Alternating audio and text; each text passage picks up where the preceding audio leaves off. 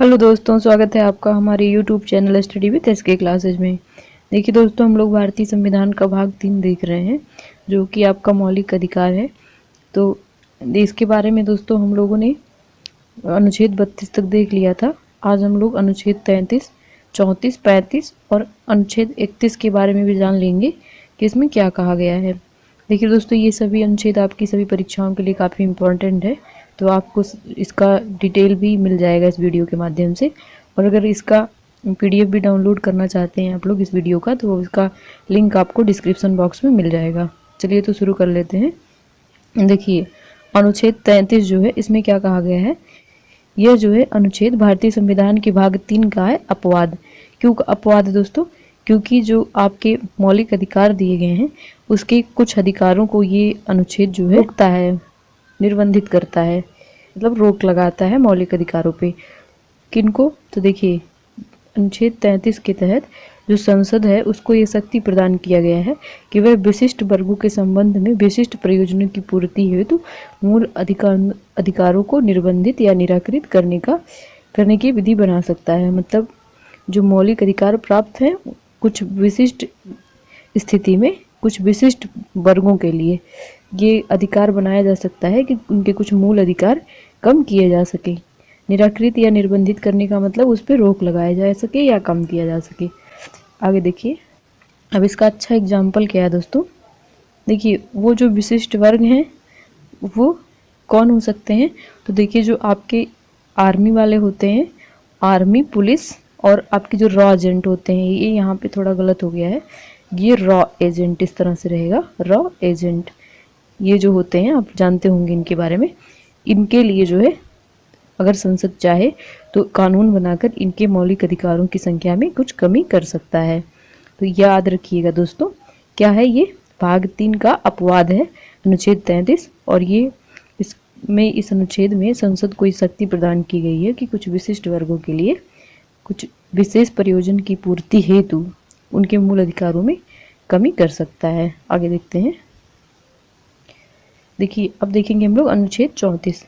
इस अनुच्छेद में क्या कहा गया है। तो इस अनुच्छेद के तहत राज्य क्षेत्र में सेना विधि लागू होने पर संसद की विधि बनाने की शक्ति प्रदान की गई है। मान लीजिए किसी राज्य क्षेत्र में मिलिट्रियल लॉ लग जाए, सेना विधि लागू अगर हो जाए, तो उस स्थिति में जो संसद है कुछ विधि बना सकती है, उसका अधिकार इस अनुच्छेद के तहत दिया गया है। तो इसको याद रखिएगा।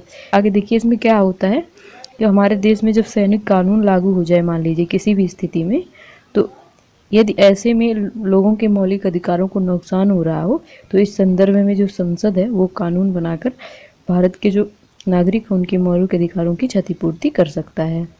तो आप कमेंट के माध्यम से बताइएगा कि भारत में अभी तक कितनी बार सैन्य कानून लागू हो चुका है।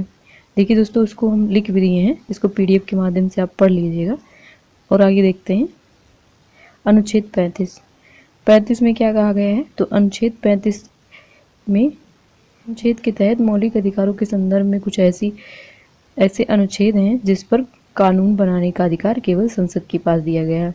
मतलब इस अनुच्छेद के तहत कुछ ऐसे मौलिक अधिकार दिए गए हैं जिसके तहत केवल संसद ही कानून बना सकती है।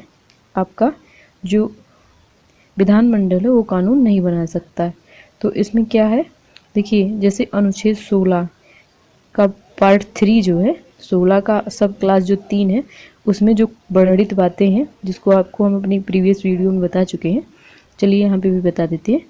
जैसे देखिए 16(3) में ये लिखा गया है कि राज्य चाहे तो निवास के आधार पर भेदभाव कर सकता है और इसके लिए क्या होगा, कानून बनाना होगा। लेकिन इस पे कौन कानून बना सकता है। तो देखिए, इस अनुच्छेद में सीधा कहा गया है कि इसमें केवल संसद ही कानून बना सकती है। तो ये बात आप याद रखिएगा। और दूसरा क्या है, अनुच्छेद जो है आपका 32 का 3, अनुच्छेद 32(3) जिसको आप पढ़ चुके हैं हमारी ये वीडियो में, और आपका अनुच्छेद 33 जो भी आप ऊपर वीडियो में देख चुके हैं इसी वीडियो में, और अनुच्छेद 34, इन सभी के लिए अगर कोई कानून बनाना हो तो केवल संसद ही बना सकती है, बाकी और किसी के पास इसके लिए कानून बनाने का पावर नहीं होता है। आगे देखिए, आज हम लोग अनुच्छेद 31 भी देख लेते हैं। तो देखिए दोस्तों, ये जो है ये संपत्ति का अधिकार प्रदान करता था भारतीयों को, भारत के नागरिकों को। जो कि पहले क्या था, एक मौलिक अधिकार था, लेकिन अब क्या हो गया है, ये एक विधिक अधिकार बन गया है।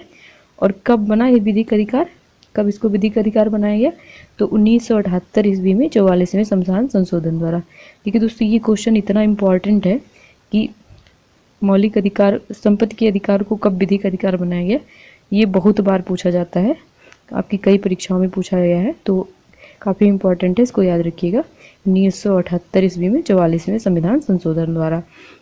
देखिए दोस्तों, ये काफ़ी इम्पॉर्टेंट बातें हमने इस वीडियो में आपको बताई हैं, तो इसको आप ज़रूर PDF डाउनलोड करिएगा और इसको ज़रूर पढ़ लीजिएगा। देखिए, अनुच्छेद 31C जो है, इसमें क्या कहा गया है, तो ये अनुच्छेद जो है भारतीय संविधान में 25वें संविधान संशोधन द्वारा जोड़ा गया। देखिए, जो अनुच्छेद 31C है, इसको 25वें संविधान संशोधन द्वारा क्या किया गया, भारतीय संविधान में जोड़ा गया। और इसमें क्या कहा गया है कि ये जो अनुच्छेद आपका 14 है और अनुच्छेद 19 है, अगर इनका टकराव राज्य के नीति निर्देशक तथ्यों से होता है, तो ऐसी स्थिति में जो राज्य के नीति निर्देशक तत्व हैं उनको वरीयता दी जाएगी। तो इसको भी याद रखिएगा, काफ़ी इम्पोर्टेंट है। ये क्वेश्चन भी कई बार परीक्षाओं में पूछा जा चुका है। देखिए दोस्तों, जो भी अनुच्छेद लाए हैं उसको एक बार एनालिसिस करके ही ले आए हैं, तो काफ़ी इम्पोर्टेंट है, इसको ज़रूर देखिएगा। देखिए दोस्तों, आज का वीडियो हुआ समाप्त, और अगर आपको वीडियो पसंद आया हो तो प्लीज़ हमारे चैनल को सब्सक्राइब करिएगा, वीडियो को लाइक करिएगा, और दोस्तों चैनल को सब्सक्राइब करने के बाद बेल आइकन जरूर प्रेस करिएगा, जिससे आपको हमारे आने वाली वीडियो का नोटिफिकेशन मिलता रहे। धन्यवाद दोस्तों।